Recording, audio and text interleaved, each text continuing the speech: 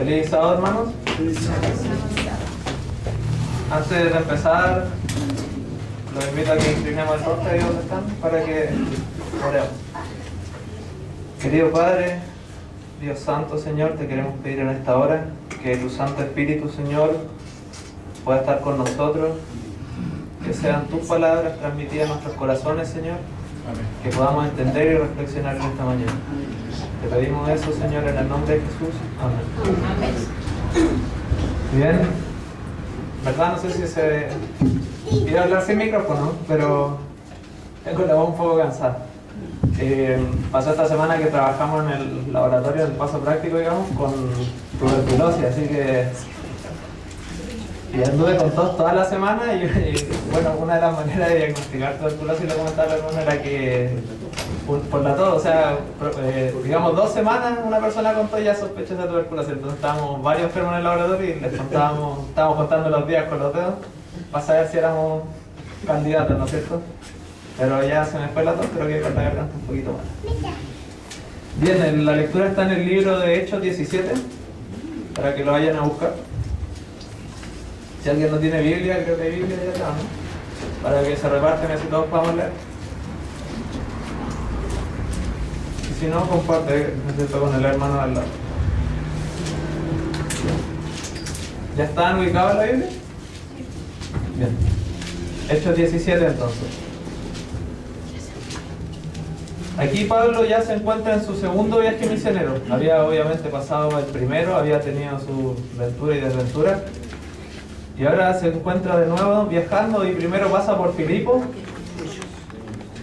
Y todos sabemos lo que pasó, fue encarcelado, fue liberado, el carcelero se convirtió a Dios. Y luego de Filipos, Pablo pasa a Tesalónica. Este es el contexto de lo que vamos a hablar, porque vamos a hablar sobre lo que le pasó a Pablo en Atenas, pero vamos a contextualizar un poco.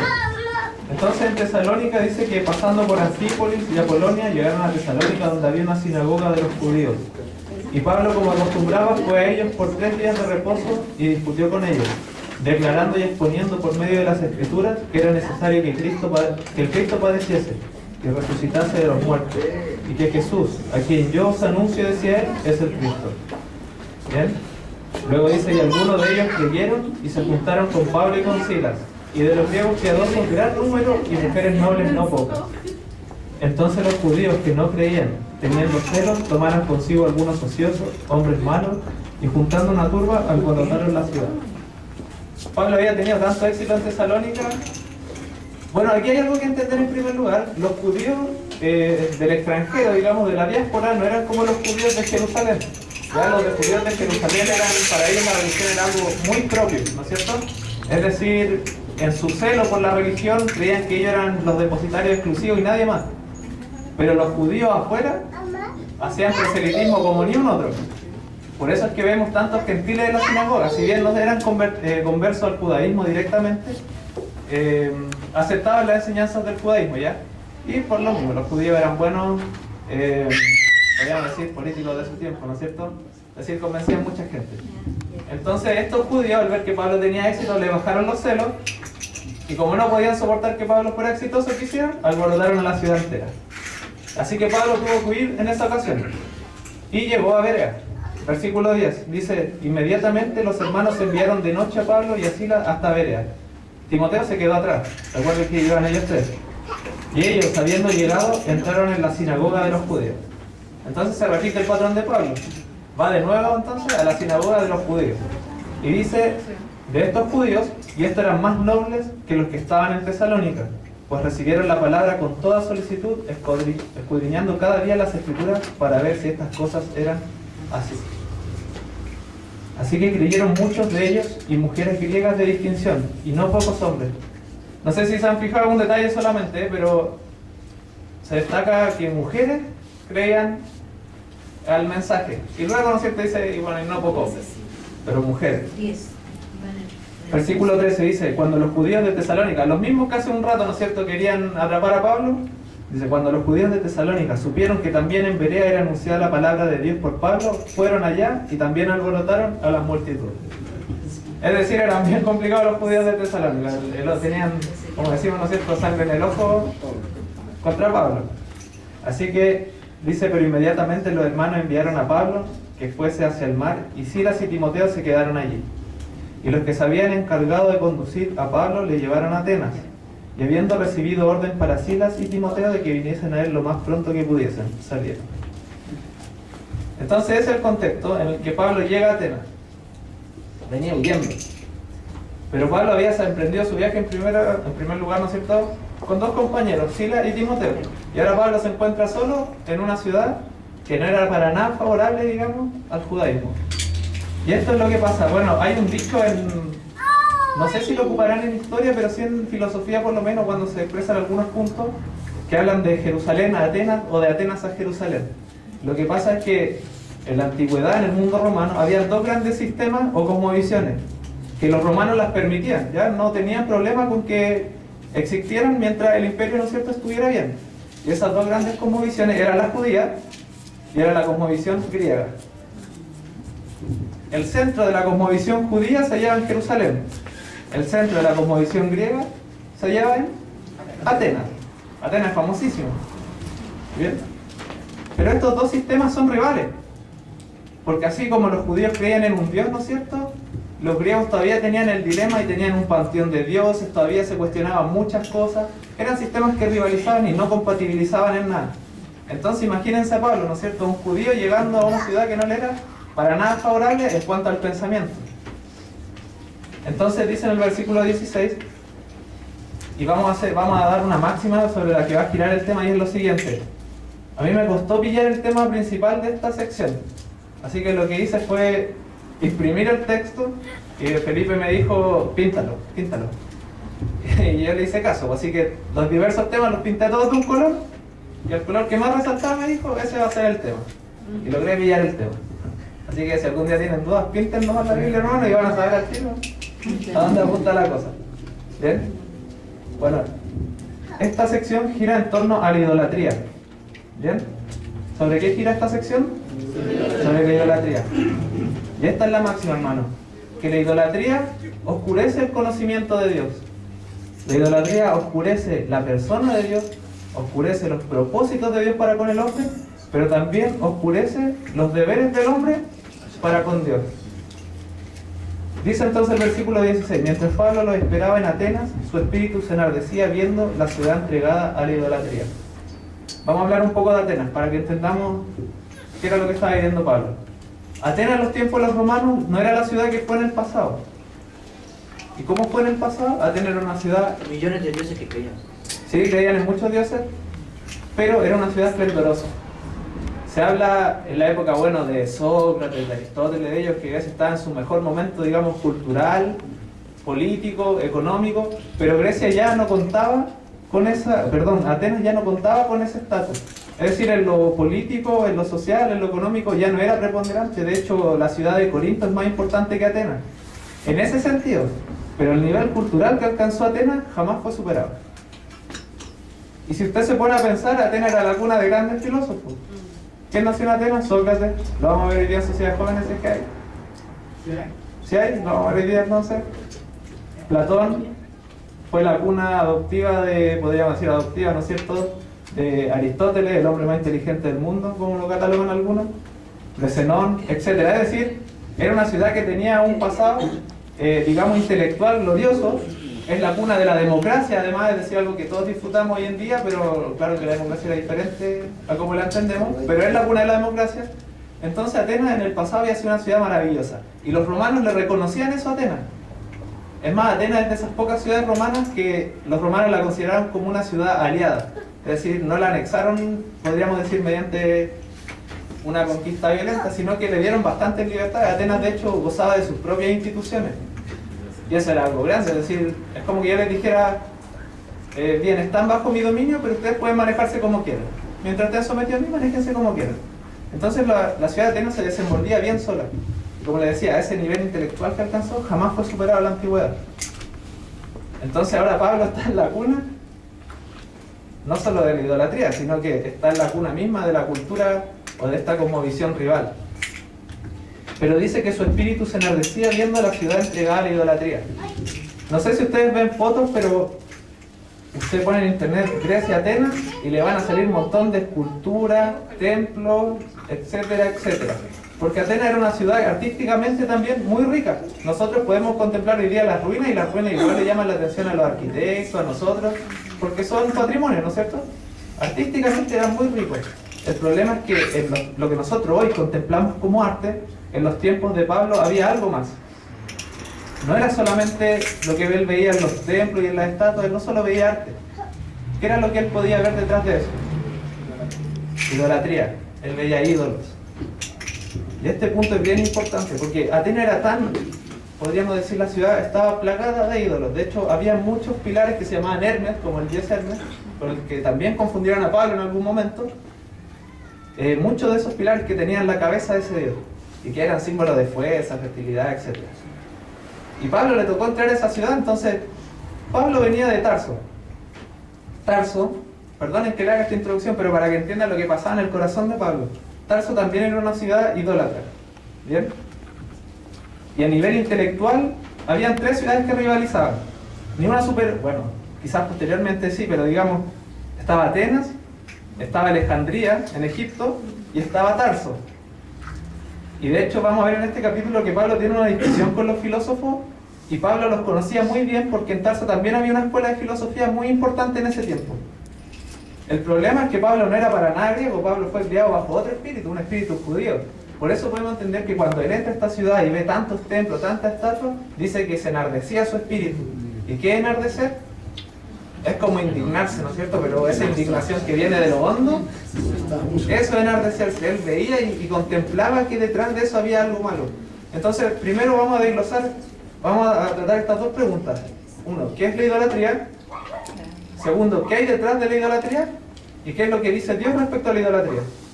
Así que los invito a que vayamos al libro de Romanos capítulo 1 para tratar la primera pregunta, que es ¿qué es la idolatría?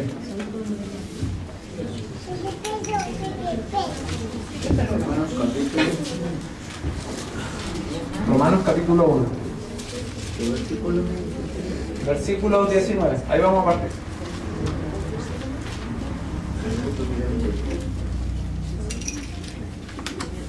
¿Ya están todas en su Biblia? Sí.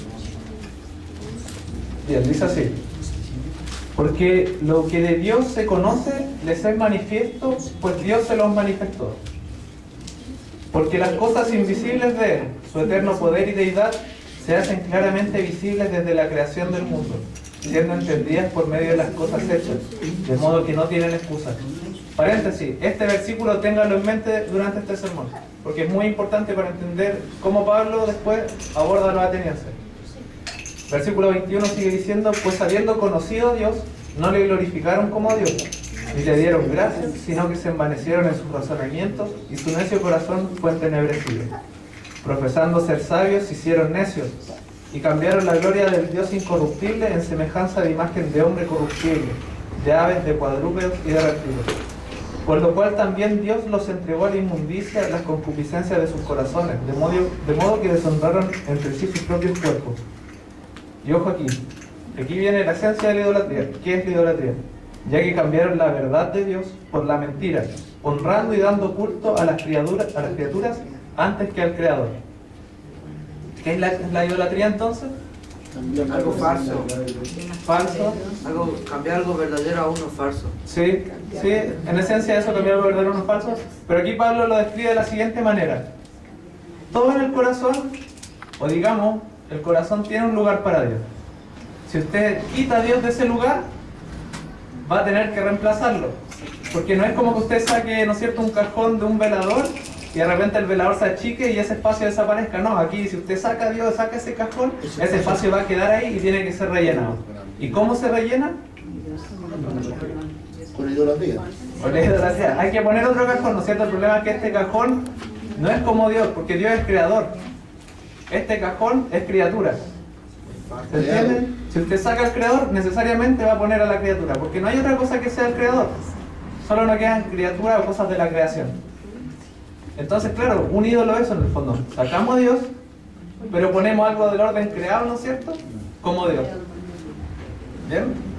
Vámonos a 1 Corintios. Ya sabemos qué es la idolatría. Vamos a ver qué hay detrás de la idolatría ahora. 1 Corintios capítulo 10. No,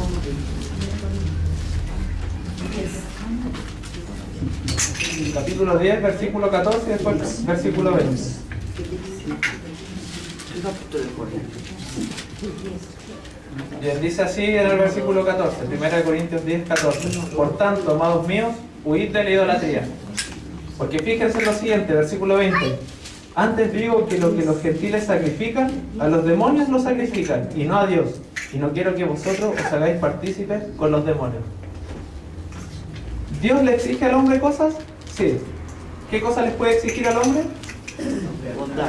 Lealtad, tiempo. ¿Qué más se le ocurre que puede exigir a Dios? Que sea verdadero. Obediencia. Pero ciertamente Dios demanda cosas del hombre, ¿no es cierto? Y el hombre también le hace sacrificio a Dios cuando cumple con eso. Es decir, si yo soy leal a Dios, le estoy sacrificando mi lealtad, ¿no es cierto? El problema es que entonces el ídolo, cuando reemplaza a Dios, pretende ser Dios. Es un usurpador. El ídolo es un usurpador. Pretende ser Dios y pretende tener los mismos atributos que Dios. Entonces, si nosotros a Dios le debemos lealtad, el ídolo también va a reclamar lealtad. Si Dios nos pide X cosa, el ídolo va a pedir también esa X cosa. El problema, dice Pablo, es que bien, el ídolo nos puede pedir cosas, pero tú no se la vas a estar dando o sacrificando a Dios, sino a quién? A Satanás. O a los demonios, como dice acá. Entonces tenemos uno, ¿qué es la idolatría? Sacar a Dios del corazón o reemplazarlo por otra cosa, que no es Dios ciertamente.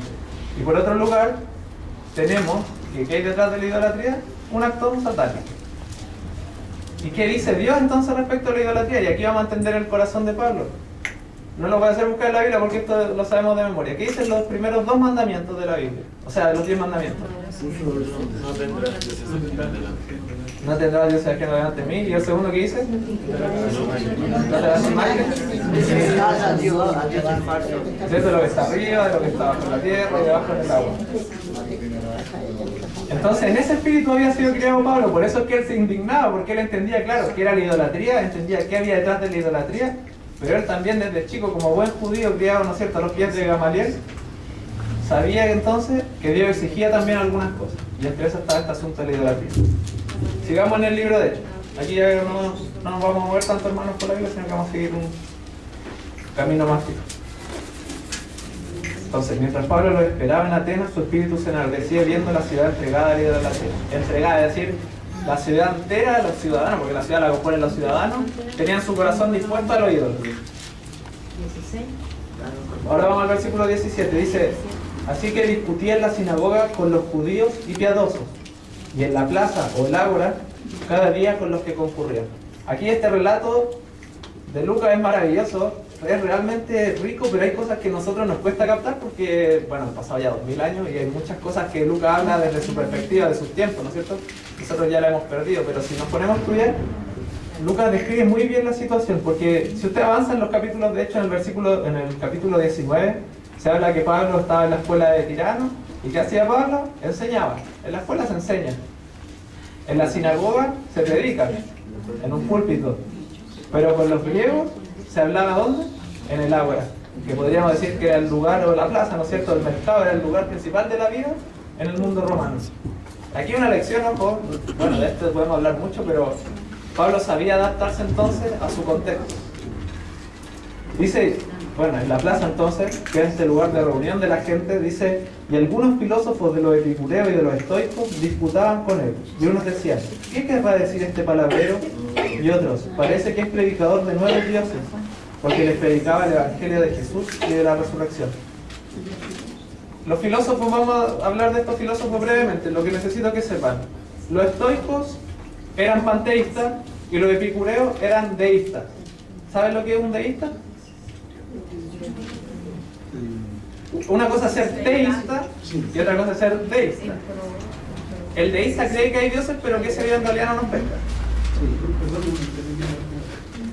Los deístas creen que hay Dios, pero ese Dios no nos pesca o no se interesa por nosotros. ¿Ya? Esas son las dos grandes cosas que tienen que saber. Bueno, y obviamente estas eran las dos escuelas principales de filosofía. Incluso un filósofo, un pensador, no, un moralista antiguo llamado Séneca, no sé si les suena, romano. Bueno, puede averiguar de él, ¿no es cierto? Dicen que Séneca intercambió en algún momento, él era estoico, intercambió cartas con Pablo porque había ciertas similitudes, digamos, entre la creencia cristiana y el estoicismo, similitudes aparentes, ojo, ¿ya? Entonces dice, y algunos filósofos epicureos y estoicos disputaban con él. Disputaban, o sea que Pablo estaba parado en la plaza, llegaban los estoicos y entablaron una conversación bien acalorada. Porque Pablo era inteligente, si que era inteligente, eso todos lo sabemos, ¿no es cierto? Pero ahora estaba en el centro cultural de la antigüedad. Y más encima no era un centro cultural favorable a él, sino que eran pensamientos contrarios, así que disputaban. Decían, ¿qué querrá decir este palabrero? ¿Sabe que esa palabrita, palabrero, es bien despectiva? ¿Qué palabrero? Ahora lo vamos a ver, buena pregunta. La palabra griega que se ocupa ahí se puede traducir como un pájaro que recoge migajas. Pero eso se fue aplicando después en términos, en un sentido peyorativo hacia las personas, como alguien que iba al mercado y recogía las migajas, ¿no es cierto? Pero para los filósofos era como que Pablo picaba un poquito por acá, sacaba de la filosofía de acá, de este estudio de acá, ¿no es cierto? Entonces, si lo podríamos traducir de otra forma más simple, y alguna Biblia lo dicen, era un charlatán o un cabeza de chorlito, como dicen. O sea, dicen, ¿qué querrá decir este tonto, poco menos que le decían? Porque claro, los estoicos y los epicureos eran escuelas filosóficas que disputaban entre ellas, eran totalmente contrarias. Pero si en algo concordaban era que Pablo era un charlatán. ¿Ya? Punto en común entre ellos es que Pablo era un charlatán. Pero fíjense cómo es la situación, que ellos dicen, diciéndole a Pablo charlatán, ellos dicen, parece que es predicador de nuevos dioses. ¿Pablo predicaba a dioses o a Dios? A Dios. Pero ellos dicen predicador de nuevos dioses, porque les predicaba el evangelio de Jesús y de la resurrección. Lo que pasa es que la palabra resurrección en griego es anastasis, y los griegos ocupan esa palabra también como un nombre de mujer. Entonces cuando le dicen predicador de nuevos dioses, porque les predicaba el evangelio de Jesús, podríamos decir el Dios hombre, y de anastasis, ¿no es cierto?, una mujer, porque claro, ellos no entendían que la resurrección no era una persona, sino que era un hecho. Entonces es curiosa esa imagen porque primero tratan a Pablo de tonto, pero resulta que ellos mismos con su comentario después demuestran ser ahí los incultos, podríamos decirle. Ese es el revés de la situación. Ahora algunos dicen que Pablo llegó a Atenas a hablar de filosofía y que Pablo aquí solamente hizo un discurso filosófico, y en realidad este capítulo nos muestra lo contrario. ¿Por qué? ¿Qué era lo que le hablaba Pablo en Atenas a los atenienses? Y lo acabamos de leer. ¿Qué les predicaba? Claro, el evangelio de Jesús y la resurrección, ¿no es cierto? Llegó con el mismo mensaje que llegaba a cualquier otro lugar. Bien, y aquí, ojo, por eso le decía, hay cosas que nosotros no captamos, pero que Lucas en sus tiempos sí las captaba. Este versículo es crucial, porque aquí Pablo podría haber arriesgado su vida. Era como, bueno, sí, Pablo podría haber arriesgado su vida por hablar lo que estaba hablando. Dice, y tomándole, le trajeron al areópago, diciendo, ¿podemos saber qué es esta nueva enseñanza de qué hablas? Cuando dice que lo tomaron y lo trajeron al areópago, a un lector de esa época se le viene a la mente una situación que pasó hace 400 años atrás. Resulta que a Sócrates también lo llevaron al areópago. El areópago era, podríamos decir, se me fue la palabra, un concilio, ¿no es cierto? Una reunión de gente importante, era una institución en Grecia. Sí, igualémoslo al Sanedrín para que se entienda un poco, ¿bien? Pero ellos en estos tiempos, bueno, antes era una institución que jugaba muchas cosas, con el tiempo fue decayendo, ¿no es cierto?, cuando se instauró la democracia, pero los romanos le dieron como un nuevo impulso al areópago, y el areópago juzgaba en este momento en Atenas asuntos religiosos, asuntos morales y homicidios. Y podía darle licencia a los profesores, ¿no es cierto?, para que enseñaran, ¿bien? Pero hace 400 años atrás se había llevado a Sócrates al areópago por otra cosa, porque se había acusado a Sócrates de que él había pervertido a la juventud y de predicar dioses ajenos o extraños. Se le acusó de impiedad en el fondo. ¿Y usted sabe cómo murió Sócrates? Es la muerte más épica de la vida. Él fue solito a su muerte. Le dijeron, bien, te condenamos a que bebas cicuta.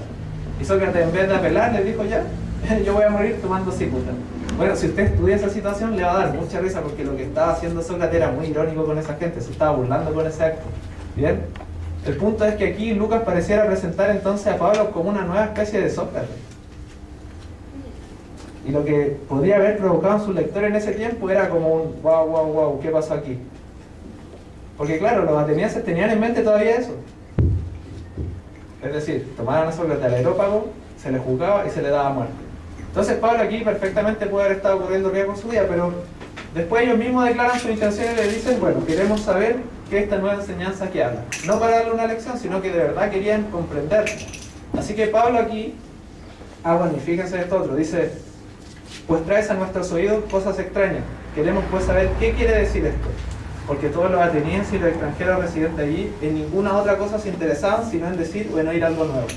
Ese de decir o oír algo nuevo quiere decir que le gustaban las últimas noticias. Y como Pablo venía con algo novedoso, querían escuchar.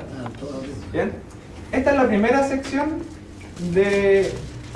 valga la redundancia, yo me equivoqué de palabra, pero es la primera sección de esta sección del capítulo 17. Es la parte histórica. Ahora vamos a pasar al discurso. Y en el discurso vamos a estar atentos. Voy a tomar un poco de agua.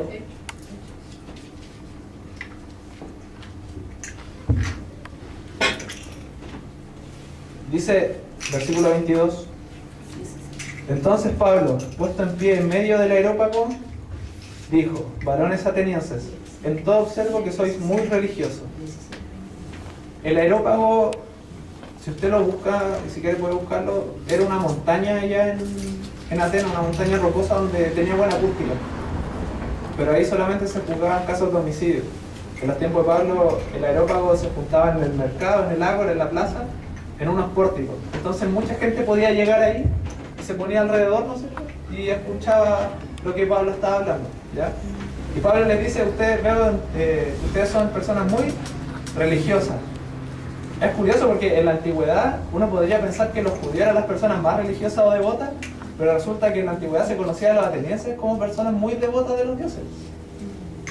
Ahora, esto que Pablo le dice aquí, ustedes son muy religiosos, también se puede traducir como ustedes son muy supersticiosos. Aquí en esta Biblia sale que dice... ¿Supersticiosos? Sí, la Biblia estudia.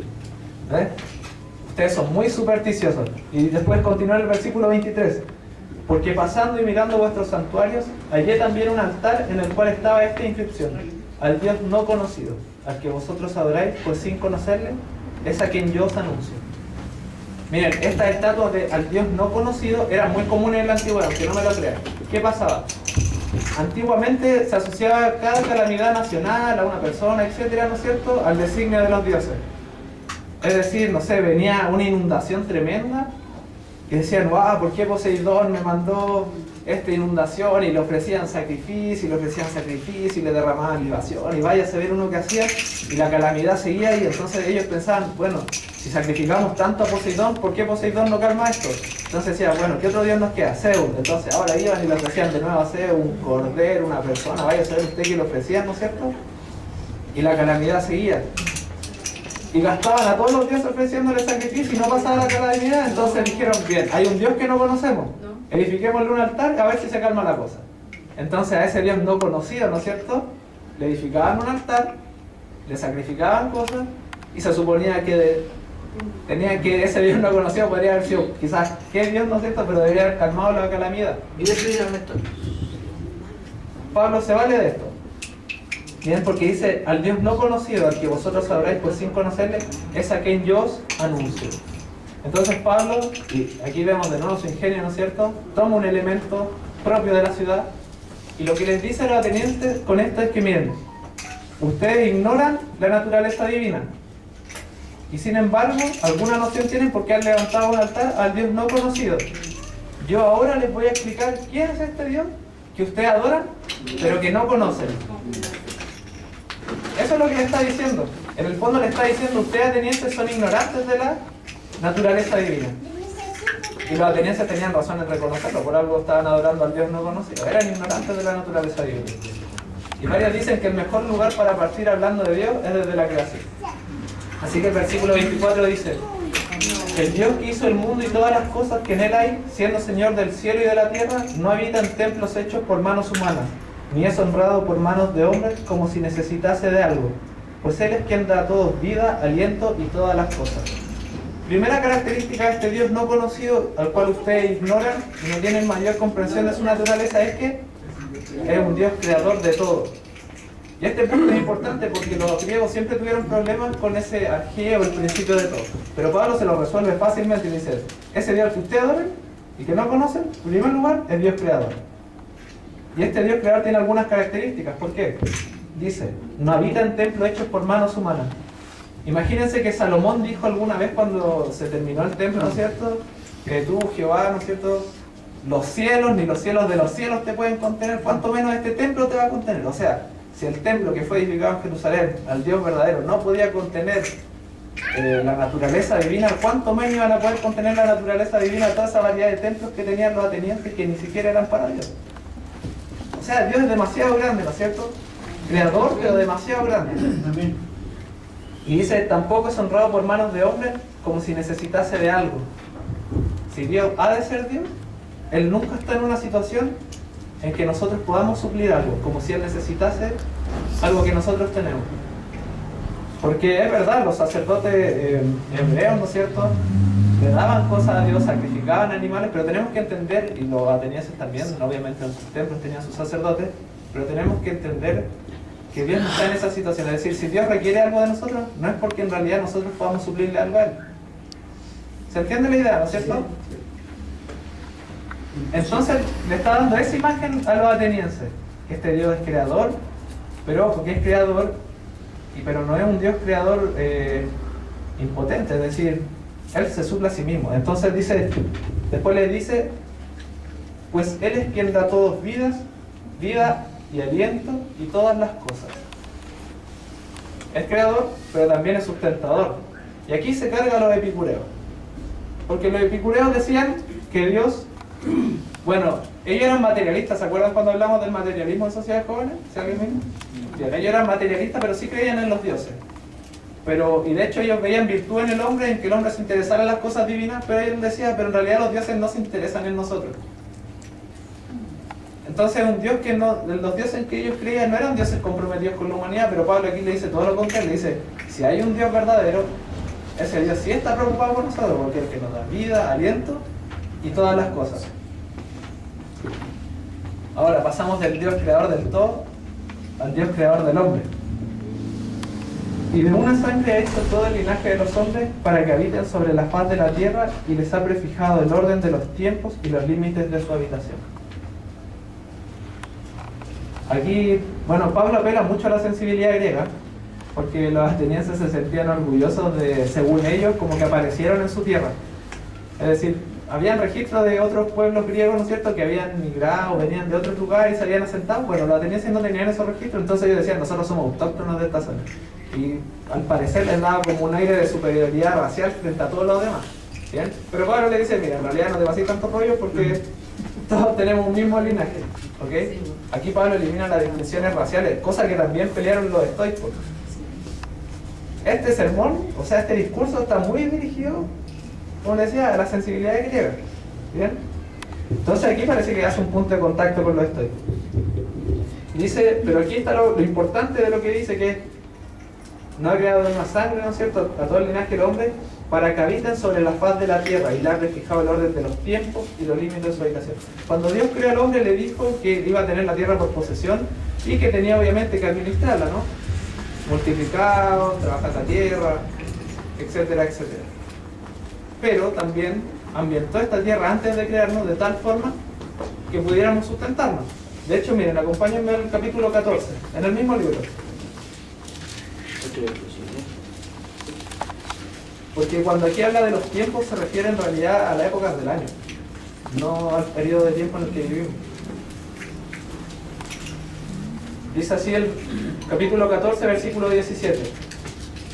Si bien no se dejó a sí mismo sin testimonio, Dios, haciendo bien, dándonos lluvias del cielo y tiempos fructíferos, llenando de sustento y de alegría nuestros corazones. Es decir, Dios creó al hombre y también les dio evidencia del mismo, ¿no es cierto?, haciéndonos provisiones para sustentar nuestra vida. Eso le está diciendo aquí a los atenienses. Y también dice que ha fijado entonces los límites de su habitación. Si usted va al libro de Deuteronomio, dice también, Deuteronomio 32, que dio a cada nación, ¿no es cierto?, les dio su heredad. Ahora, ¿qué propósito tenía Dios entonces con todo esto? ¿Cuál era el propósito de darnos una heredad? ¿Cuál era el propósito de darnos las estaciones del año, ¿no es cierto?, de en el fondo asegurarnos ese sustento para la vida? Dice el versículo 27, para que busquen a Dios, si en alguna manera palpando puedan hallarle, aunque ciertamente no está lejos de cada uno de nosotros. ¿Se acuerdan que yo les dije que tuvieran en mente un versículo de Romanos que decía que las cosas de Dios las conocemos, o sea, a Dios lo conocemos mediante las cosas hechas? Esa es la idea que tiene acá. Pablo dice, miren, mediante solamente esto que yo les he dicho, ustedes ya deberían haber tenido alguna noción de Dios. Porque la naturaleza, si bien no nos habla de Dios o de una revelación tan específica como tenemos en la Biblia, sí nos da indicios de que hay un Dios. ¿Bien? Entonces, porque dice, de alguna forma ustedes sí podrían haber comprendido más o menos esta naturaleza de Dios. Pero yo se la estoy explicando, claro, porque yo les venía a hablar del Dios no conocido. Dice el versículo 28, y aquí sienta la relación de Dios con los hombres, entonces dice, porque en Él vivimos y nos movemos y somos. Esa es una cita de un poeta griego. Como algunos de vuestros propios poetas también han dicho, porque el linaje suyo somos. Y este era un ¿cómo se dice cuando es de la misma tierra de Pablo? Conterráneo. Había otra palabra, no se me fue. Bueno, conterráneo, ¿no es cierto? Araratos. Entonces, Pablo aquí le está sentando. Si se fijan aquí, Pablo ha hecho un discurso bien bíblico, no sé si se han dado cuenta, pero no ha tomado la Biblia en ningún momento. Pero es bien bíblico. Los temas que ahora son bien bíblicos. De hecho, los griegos, para que vean que no andaban tan perdidos tampoco, o sea, andaban perdidos, pero algo lograban captar. Acá cuando se habla y dice porque en Él vivimos, nos movemos y somos, y cuando dice porque el linaje suyo somos, son poemas los que él cita. Y en todos esos poemas se ve a Zeus no como el dios de ese panteón tradicional, como el jefe de muchos dioses, sino que se ve a Zeus como el dios, casi como el dios cristiano, es decir, como un dios único todopoderoso. Porque los griegos en alguna manera lograban captar eso, que si había un dios, tenía que ser todopoderoso. Igual que los griegos entendían también, por ejemplo, como vimos delante, que si iba a haber un dios, ese dios no podía encerrarlo en una casa material. De hecho hay una cita acá, incluso cuando hablamos de que Dios suple nuestras necesidades, ¿no es cierto? Dice que las manos humanas no lo sirven. Algunos de los suyos decían, Dios, si realmente es Dios, no necesita nada. Platón decía, ¿qué ventaja reciben los dioses de lo que obtienen de nosotros? Dando a entender en el fondo eso. Sí captaban algo de la naturaleza divina, pero ellos eran idólatras, es decir, tenían un concepto, pero a la vez tenían ídolos, y ese concepto que quizá era correcto de Dios, quedaba oscurecido. Y por eso Pablo tiene que venir entonces a salvar la situación. Entonces, versículo 29, y aquí nos movemos a un punto importante. Siendo pues linaje de Dios, no debemos pensar que la divinidad sea semejante a oro o plata o piedra, escultura de arte y de imaginación de hombre. Y aquí va al corazón, a la fibra sensible de los estoicos, porque los estoicos eran panteístas. ¿Saben lo que es el panteísmo? Para explicarlo claro, el panteísmo propone que todo tiene algo de divino. Una piedra es parte de la divinidad. En el fondo, cuando nosotros desaparecemos, morimos, incluso como nosotros tenemos una parte divina al final, nos juntamos con algo superior, que sería lo divino, y nos volvemos uno con él. Pero entonces Pablo le dice, mira, en realidad el hombre es imagen de Dios. Él cree en el hombre, claro, pero él en el sentido de la doctrina bíblica, el hombre como imagen de Dios, no como formando parte de la divinidad. Y por eso le dice, siendo pues linaje de Dios, no debemos pensar que la divinidad sea semejante a oro o plata o piedra, escultura de arte o imaginación de hombre. Y aquí vamos a sentar algo principal, que cuando Dios nos creó, bueno, había muchos propósitos, no solo de poblar la tierra, sino que para que sus criaturas honraran a Dios. Pero respóndame usted lo siguiente, ¿cómo puede usted honrar a Dios contemplando imágenes plásticas? ¿Se puede? No se puede. Y si lo hace, quizás realmente piensa usted que está honrando a Dios, pero en realidad igual va a estar arrodillado ante un pedazo de piedra o de madera, etc. Entonces eso es lo que Pablo tenía en mente y lo que le quería llegar a decir. Nuestro deber para con Dios es darle honra. Pero ¿cómo le vamos a dar honra si no conocemos a Dios? ¿Por qué no lo conocemos? Porque somos idólatras. Y la idolatría oscurece el conocimiento verdadero de Dios, de la naturaleza de Dios. Y hasta este punto entonces los atenienses tenían razón en reconocer que eran ignorantes de la naturaleza divina. Por algo habían levantado una imagen a un Dios no conocido. Eran ignorantes, no tenían mayor idea. Pablo aquí les viene a aclarar, porque Pablo entiende que detrás de esta idea o concepto de la naturaleza divina hay un montón de cosas asociadas que implican al hombre. Y aquí los dejo pensando y reflexionando también, hermanos, porque la idolatría en la antigüedad eran palos, maderas, tallados, etcétera, postrarse ante un animal, vaya a saber usted. Pero la idolatría no es en lo material, sino que es lo que se lleva en el fondo en el espíritu de la persona, por dentro. Es decir, hoy día puede haber gente idólatra, sí. Puede haber gente idólatra que idolatre quizá esa mesa, pero también puede haber gente idólatra que ponga en el fondo, saque a Dios de su corazón y ponga algo en su corazón. Ahora piénselo, hermano, porque eso lo quiero llamar, a que piense en su ídolo, ¿ya? Y puede pensarlo en su casa, pero no vaya a decir ahora, ¿no es cierto? No, mi ídolo es el azúcar, tengo que dejarlo. O sea, la idolatría es algo serio porque oscurece nuestra comprensión de Dios. Nos vamos a seguir moviendo en el texto y vamos a ver lo que implica, ¿ok? Dice, versículo 30. Pero Dios, habiendo pasado por alto los tiempos de esta ignorancia, ahora manda a todos los hombres en todo lugar que se arrepientan, por cuanto ha establecido un día en el cual juzgará al mundo con justicia, por aquel varón a quien designó dando fe a todos con haberle levantado de los muertos. Miren, volvamos al capítulo 14. Esta es una idea de Pablo, ¿ya? Un pensamiento que lo van a encontrar siempre en Pablo. Versículo 16. Y en Romanos dice exactamente lo mismo, en Romanos 3, si quiere buscarlo después, 3:25. Dice, en las edades pasadas, Él ha dejado a toda la gente andar en sus propios caminos. ¿Bien? En Romanos 3:25 dice que Dios en el pasado le perdonó los pecados a los hombres. O sea, perdón, pasó por alto los pecados del hombre. Pero aquí cuando dice ahora, con ese ahora manda, ese ahora, pero ahora, ¿bien? Quiere decir lo siguiente. Bien, si Dios antes nos perdonó los pecados, ahora que vino Cristo a la tierra, estamos sin excusa. Y si se fijan, Pablo aquí le ha hablado de Dios nomás. Pablo lo que quiere hacer en este momento con los griegos es decirles cómo es el verdadero Dios, porque ellos eran ignorantes de la naturaleza divina. Pero nadie puede hablar de Dios sin pasar necesariamente por Jesús.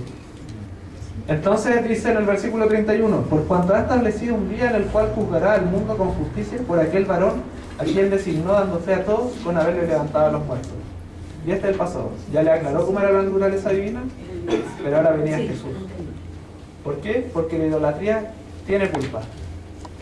Es decir, los actos de idolatría nos declaran como culpables también ante Dios.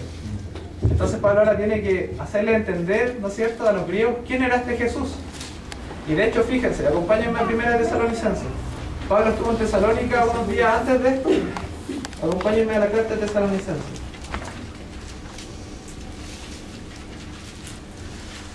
Primer capítulo. Porque los tesalonicenses también eran una ciudad idólatra. Ojo, era una ciudad griega después de todo. Pero ellos respondieron de la siguiente manera. Dice en el versículo 9. Primera de Tesalonicenses 1:9. Porque ellos mismos cuentan de nosotros la manera en que nos recibisteis y cómo os convertisteis de los ídolos a Dios, para servir al Dios verdadero. ¿Pablo les predicó a los tesalonicenses? Sí. ¿Les demostró su idolatría? Sí. ¿Cómo respondieron ellos? Convirtiéndose, pasando de los ídolos a Dios. Dice en el versículo 10. Esa era la primera parte, pasar de los ídolos a Dios. La segunda parte tiene que ver con Jesucristo y dice, y esperar de los cielos a su Hijo, al cual resucitó de los muertos, a Jesús. Es decir, claro, el paso lógico, pueden volver a Hechos 17, el paso lógico era que ahora que habían pasado el ídolo a Dios y comprendido la naturaleza divina, era preguntarse quién era Jesús. Los tesalonicenses lo hicieron y llegaron al conocimiento de la fe. Pero fíjense lo que pasó en Atenas. Dice, por cuanto ha establecido un día en el cual juzgará al mundo con justicia, por aquel varón a quien designó dando fe a todos con haberle levantado a los muertos. Y lo que Pablo quería que los atenienses pensaran o le preguntaran era, bueno, ¿quién es este Jesús que ha sido levantado de los muertos? Pero aquí parece que las cosas salieron mal y dice, pero cuando oyeron lo de la resurrección de los muertos, unos se burlaban y otros decían, ya te veremos acerca de esto otra vez. Los griegos tenían en su visión de cómo corría la historia de la humanidad una visión circular, cíclica. Les estoy hablando del eterno retorno. Las cosas se repetían, había un destino. Pero el cristianismo plantea otra cosa totalmente diferente. Si hay un Dios creador, hay un inicio. Si hay un juicio, hay un fin. Y la idea de la resurrección le era muy ajena a los griegos. Ellos no podían creer que un cuerpo, ¿no es cierto?, porque aparte que tenían una visión pesimista del cuerpo humano, pudiera volver entonces a ser levantado. Entonces en su mente como que habían entendido bien quién era este Dios verdadero. Pablo se lo había expuesto y ellos no se habían quejado. Pero llegó a este punto de la resurrección y como que les dio algo, ¿no es cierto?, en el corazón. Se bloquearon. Sí, algo generó una barrera ahí, ¿no es cierto? Entonces ya te diríamos acerca de esto.